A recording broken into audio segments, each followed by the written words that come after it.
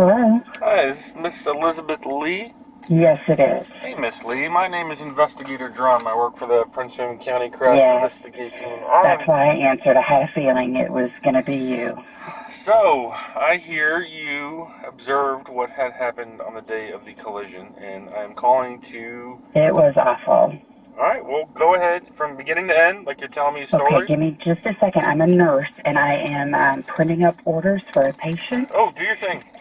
And as soon as I do that, then I will go find a quiet room where I can describe everything to you. Okay. You want to call me back? Nope. Okay, here we go. CBC. Where's my print button? There's my print button. I got you, Tiffany. Yeah, they're just seeing what all your electrolytes and everything are. It's going to print up here. Come on, Tiffany, I'll get it. No, I got it because I'm gonna duck into this sleep room. Can you push the Toradol on her and write down the time? Tiffany, here you go, dear. Where are you? Okay, there you go, sweetie. I'll see you next month. Okay. So I was approximately 2 cars behind the Chrysler. Okay. And we were going down 234, and it looked to me like he got in the left turn lane. Of course, there's no road there, but there is a left turn lane, probably for people to make U-turns.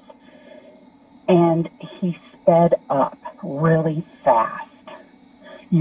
I could see rocks and debris flying, and it looked like he was trying to pass the white car that was in front of him. Okay. So I thought, well, that's crazy. You can't pass somebody in a turn lane. And there was a sign at the end of that turn lane, and I thought he's going to go head-on collision with this sign. But just before he hit the sign, he crossed over into the left-hand turn lane of oncoming traffic.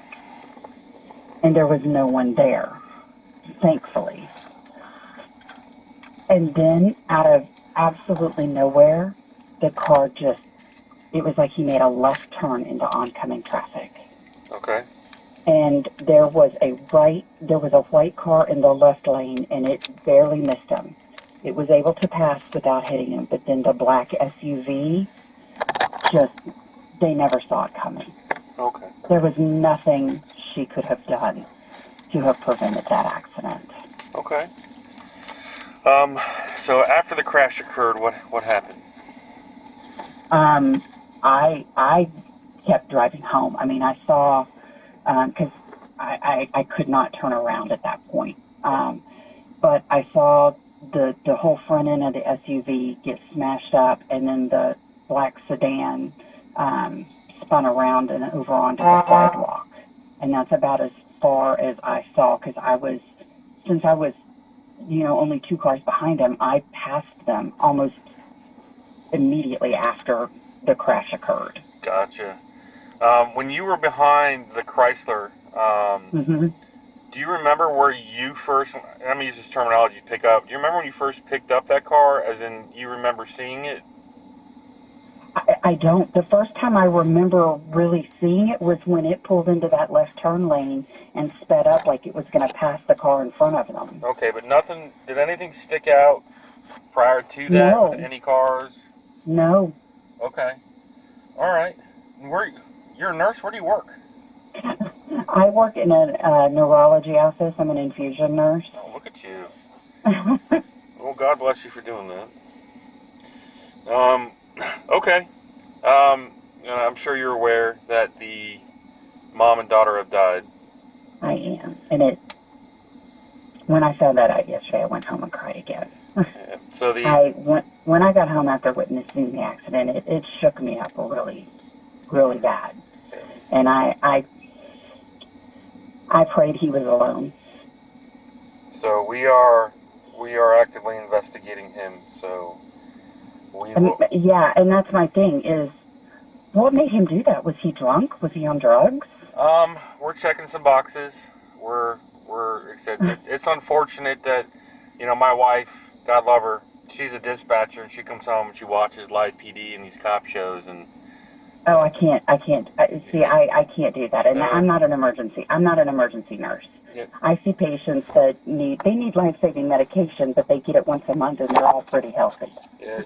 Except for the disease they're getting the medicine for. Yeah, I wish this stuff could work faster, but, paperwork's paperwork, and we've got the judicial system to work through, and sometimes it just takes a little while, and we said we're on the side of making sure our ducks are in a row before we pull that trigger. So we'll. Yeah, but it was somebody in my neighborhood because I live just up the road in Ashland.